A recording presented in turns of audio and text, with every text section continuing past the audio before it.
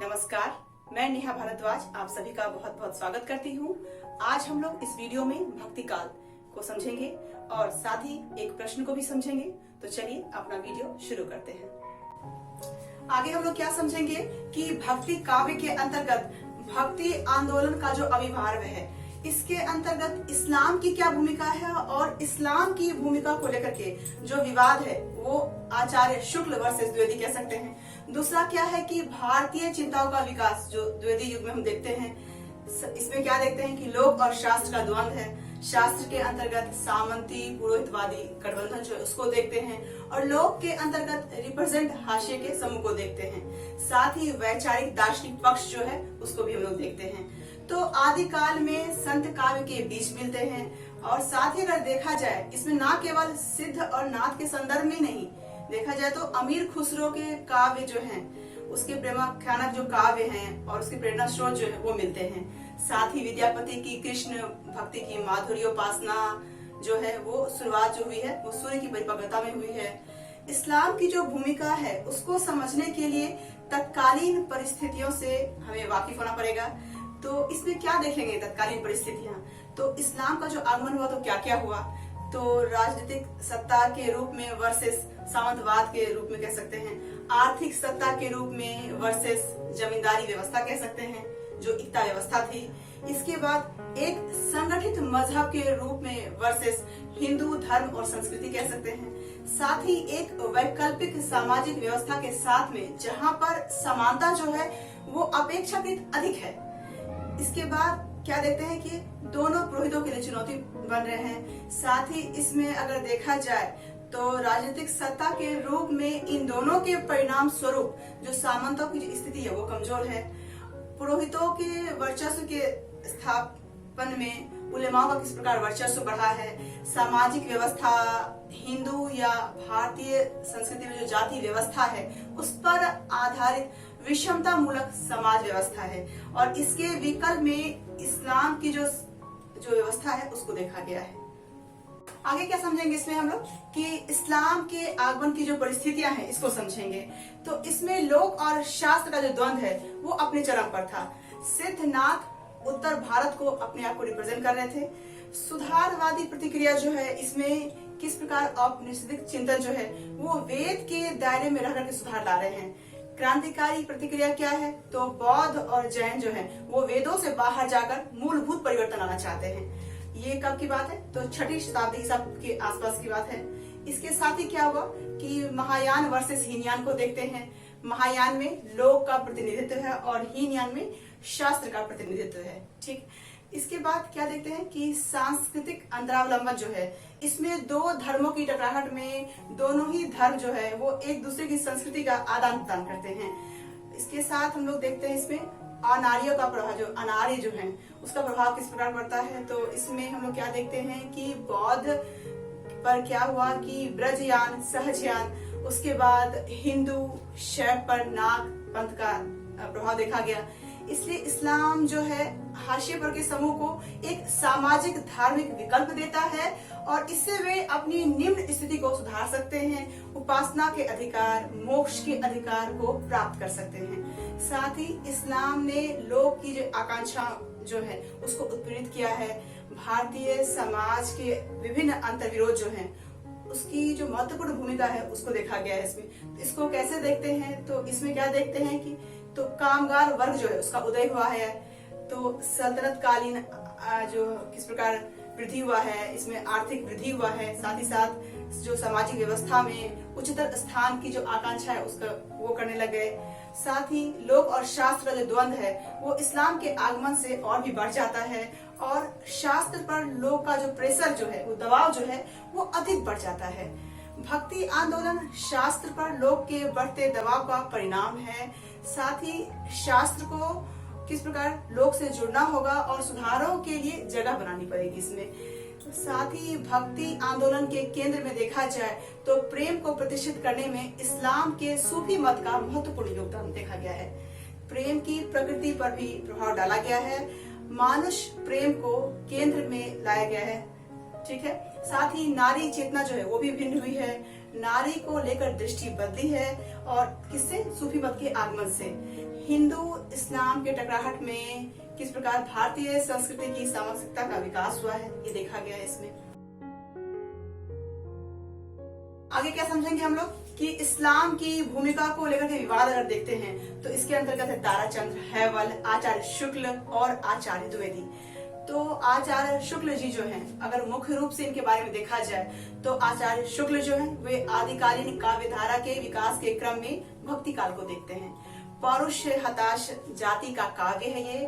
भक्ति आंदोलन के प्रेरणा स्रोत क्या क्या हैं? तो भक्ति की जो परंपरा है वो इस्लाम के आगमन से पूर्व ही दक्षिण भारत में मौजूद थी और दक्षिण भारतीय भक्ति से इस भक्ति का संबंध जुड़ता है। साथ ही इस्लाम के आगमन से इस प्रवाह का किस प्रकार से उत्प्रेरित किया और उत्प्रेरित करते साथ अखिल भारतीय बनाया। इसे आंदोलन में इसे तब्दील किया गया। इसके बाद अगर हम देखें आचार्य द्विवेदी जी को देखते हैं तो गियर्सन के संदर्भ में आकस्मिक प्रादुर्भाव है। इसमें द्विवेदी क्या कहते हैं कि भक्ति अचानक नहीं उमड़ी, वर्षों से मेघखंड एकत्रित हो रहे थे और भक्ति काव्य जो है वो पौरुष हताश उसकी रचना नहीं है। यहाँ पे उन्होंने शुक्ल जी का खंडन किया है। क्या भक्त संत कवियों की जो वाणी है उससे निराशा या कुंठा झलकती है? कबीर, तुलसी की जो दास भक्ति है क्या हीनता बोध को दिखाती है? नहीं, भक्ति कवियों की रचना में अखंड आत्मविश्वास है। भक्ति आंदोलन इस्लाम की प्रतिक्रिया नहीं है। साथ ही आचार्य शुक्ल जो हैं यहाँ पे खंडन किया है। और हालांकि द्विवेदी जो हैं वो इस्लाम की जो भूमिका है उसको स्वीकारते हैं पर लोक और शास्त्र के द्वंद्व को ज्यादा महत्व दे रहे हैं। ठीक है, अगर हम दोनों में समानता देखेंगे तो शुक्ल और द्विवेदी दोनों बीच में क्या समानता है? दोनों भक्ति आंदोलन को परंपरा से जोड़कर देखते हैं। बस फर्क क्या है कि द्विवेदी के लिए परंपरा का अर्थ है सिद्ध नाथों की परंपरा और शुक्ल के लिए क्या है? अलवारों की परंपरा है। ठीक है, इस्लाम की भूमिका को दोनों स्वीकारते हैं, बस परिणाम में क्या फर्क है? शुक्ल अपेक्षाकृत ज्यादा महत्व देते हैं द्विवेदी से। ठीक है, दोनों की जो साहित्य दृष्टि है उसकी भिन्नता की दृष्टि से दोनों इस्लाम की भूमिका को अलग अलग देखते हैं। आचार्य शुक्ल जो हैं वो साहित्य चिंतन के लिए जनता के चिंतन धारा को केंद्र में रखते हैं। द्विवेदी जी क्या करते हैं कि वे साहित्य चिंतन में लोग जो है वो हाशिए पर के समूह को केंद्रीय स्थान दिया गया है। साथ ही अगर हम देखा जाए तो इस्लाम का आगमन समग्र जनता के नजरिए से ज्यादा महत्वपूर्ण हो जाता है लोक और शास्त्र के द्वंद्व से आचार्य शुक्ल के लिए। वहीं आचार्य द्विवेदी के लिए जनता के लिए लोक और शास्त्र का महत्व जो है ज्यादा जरूरी हो जाता है। आचार्य शुक्ल जो है वो गांधी और गांधीवाद के काल में लिख रहे हैं, पर द्विवेदी कब लिख रहे हैं? वो वाम पंथ की प्रगतिशीलता जिसकी प्रतिबद्धता जो है वो आम लोग के प्रति है उस काल में लिख रहे हैं। ठीक है, आचार्य शुक्ल के पास हिंदी साहित्य का कोई व्यवस्थित या वैज्ञानिक ढांचा मौजूद नहीं था जब वह इतिहास लिख रहे थे। उसके बाद लेकिन द्विवेदी जी जो है उनके सामने शुक्ल जी का जो मॉडल है वो इतिहास उपस्थित था, इसीलिए उन्होंने उसकी कमियों और उनकी जो रिक्तियां थी उसको भरने का काम किया। आगे क्या देखते हैं कि भक्ति आंदोलन का वैचारिक और दार्शनिक पक्ष देखते हैं। तो इसमें वैदिक धर्म है जिसके अंतर्गत बौद्ध जैन धर्म को हम किस रूप में देखते हैं, तो इसमें इसकी जो लोकप्रियता है वो कैसे बढ़ती है, जिसके फलस्वरूप राजकीय और व्यापारियों का जो संरक्षण है वो बढ़ता है। और इसके अंतर्गत ज्ञान के धरातल पर अद्वैतवाद शंकर है और भक्ति के धरातल पर अलवारों और नैनारों के द्वारा किया गया है। और भक्ति के लिए क्या आवश्यक है? ब्रह्म और जीव जो है और इन दोनों की जो पृथक सत्ता है वो आवश्यक है। पर शंकर के लिए क्या आवश्यक है? ब्रह्म और जीव जो है वो दोनों अद्वैतवाद हैं। ब्रह्म और जीव जो है दोनों एक ही सत्ता मानते हैं इसको। तब क्या भक्ति संभव हो पाएगी? तो शंकर के अद्वैतवाद ने भक्ति की पूरी संकल्पना वही प्रश्न खड़ा कर दिया है। ऐसी स्थिति में शंकर के अद्वैतवाद को चुनौती देते हुए एक वैचारिक आंदोलन ही खड़ा हो गया है। तो यहाँ पे अगर देखा जाए तो इस प्रकार से देखा जाए तो इस आंदोलन से दो मुख्य बिंदु आता है। सबसे पहले क्या है, इसे दो भाग में बांटा गया है। पहला है कि रामानुज के विशिष्टाद्वैतवाद, दूसरा है वल्लभाचार्य के शुद्धाद्वैतवाद। ठीक है, तो रामानुज के जो विशिष्टाद्वैत है इसमें क्या क्या इसके महत्वपूर्ण बिंदु हैं इसको देखेंगे। तो रामानुज के विशिष्टाद्वैत जो है, राम भक्ति का दार्शनिक आधार है ये, विशिष्ट प्लस अद्वैतवाद है। यहाँ पे अद्वैत तत्व जो है उसकी प्रकृति विशिष्ट है। यहाँ पे अद्वैत में यहाँ पर द्वैत भाव की विद्यमानता जो है वो पर्याप्त है। इसीलिए रामानुज के दर्शन में मिलन साध्य नहीं है, पर मिलन की जो चेष्टा है वो साध्य है। ब्रह्म के समीप अगर देखा जाए तो आनंद की जो अनुभूति है वो जो जीव की होती रही है, ब्रह्म और जीव की एक ही सतत दूरी यहाँ पे बनी रहती है, और उस दूरी को मिटाने की जो चेष्टा जो है वो जीव लगातार करता रहता है। शंकर की ब्रह्म सत्य जगत जो है वो मिथ्या की प्रतिक्रिया में रामानुज जो है सत्यकारवाद जो है माने गए हैं। साथ ही कहा जाए तो ब्रह्म कारण है, जीव जो है वो जगत कार्य है। अगर कारण ब्रह्म सत्य है तो कार्य जगत भी सत्य है। ठीक है, दक्षिणवाद जो है इसके अंतर्गत देखा गया है तो लोक और शास्त्र के बीच का क्या रास्ता है, ईश्वर के समक्ष मनुष्य मात्र की जो समानता है उसको स्वीकार करना ही रामानुज के लिए लोक और शास्त्र के बीच का मार्ग माना गया है। ठीक है, अब अगर हम देखें तो वल्लभाचार्य के शुद्धताद्वैतवाद जो है, ठीक है, इसमें क्या देखते हैं, कृष्ण भक्ति काव्य के आधार, इसको आधार माना गया है। इसको जोड़िए तो शुद्ध प्लस अद्वैतवाद है।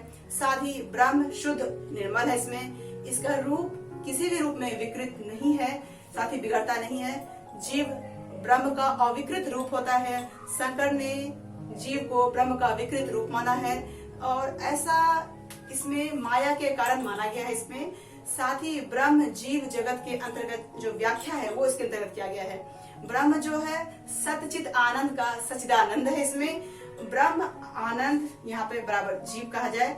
ठीक है, तो यहाँ पर जगत में क्या है कि सत का तत्व रहता है, चित्त और आनंद जो है वो तिरोहार रहता है। जीवात्मा की साधना का जो क्या उद्देश्य है, आनंद की प्राप्ति करना यहाँ पे देखा गया है। आगे क्या करेंगे कि एक प्रश्न को हम यहाँ पे लेंगे। तो एक प्रश्न क्या है कि भक्ति के आंदोलन की जो लहर है वो दक्षिण से आई, उसी ने उत्तर भारतीय परिस्थितियों के अनुरूप हिंदू और मुसलमान जो हैं दोनों के लिए एक समान भक्ति मार्ग की भावना जगाई। तो इस कथन की समीक्षा करें।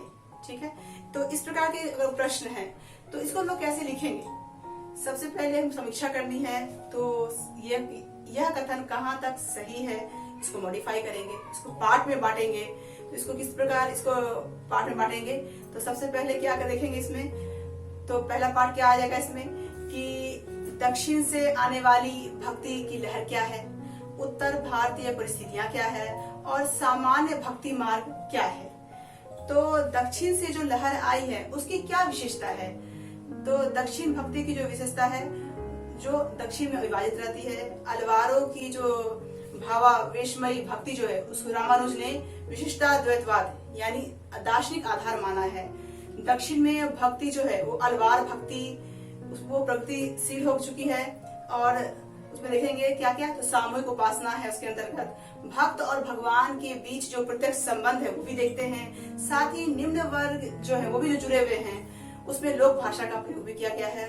साथ ही इसमें क्या देखते हैं कि उत्तर भारतीय परिस्थितियां हैं, इसमें क्या है, तो सगुण और निर्गुण भेद किस प्रकार से स्पष्ट हुए हैं। सगुण और निर्गुण का जो स्पष्ट रूप से विभाजन हुआ है, इसमें स्मृति सम्मत निर्गुण तथा सिद्धनाथ सम्मत निर्गुण जो है उसको देखते हैं, उसको यहाँ पे देख सकते हैं। साथ ही इस्लाम के आगमन से अगर देखा जाए तो हिंदूवादी प्रतिक्रिया जो है वो प्रधान हो जाती है।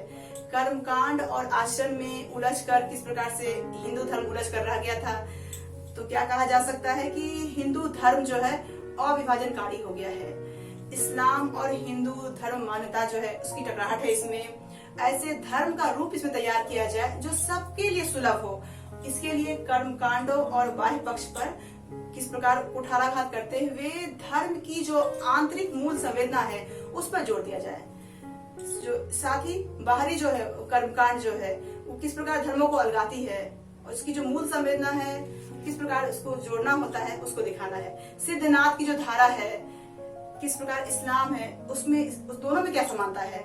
सिद्धनाथ और इस्लाम जो है तो दोनों में क्या समानता है, दोनों एकेश्वरवादी है, दोनों निर्गुणवादी है, दोनों क्या है, अद्वैतवादी दर्शन धारा के निकट है। और समीक्षा करेंगे तो कैसे लिखेंगे इसमें, तो इसमें कैसे लिखेंगे कि इसमें किस प्रकार से हम क्या देखते हैं कि मुसलमानों का जो साम्राज्य स्थापित होने के बाद हिंदुओं और मुसलमानों के समागम से दोनों के जो सामान्य भक्ति मार्ग जो अभिभूत हुआ है वो अद्वैती रहस्यवाद को लेकर के किस प्रकार से, जिसमें वेदांत मत और सूफी मत दोनों का मेल था। वेदांत मत और सूफी मत के आधार पर सामान्य भक्ति मार्ग की स्थापना की गई है। बाद में आगे चलकर सगुण भक्ति धारा ने भले ही ब्रह्म के सगुण रूप को अपनाया है, लेकिन जो बात दोनों ही धारा में समान थी क्या था वो धर्म के बाह्य रूप को कर्म कांडों के स्थान पर धर्म के आंतरिक स्वरूप या उसकी मूल संवेदना पर एक मत होना था यहाँ पे। तो इस प्रकार से इसकी समीक्षा हम लोग कर सकते हैं। इस प्रकार की खास जानकारियाँ हमारे चैनल के माध्यम से आपको मिलती रहेगी। हमारे चैनल के साथ जुड़े रहें। आज के लिए इतना ही, धन्यवाद।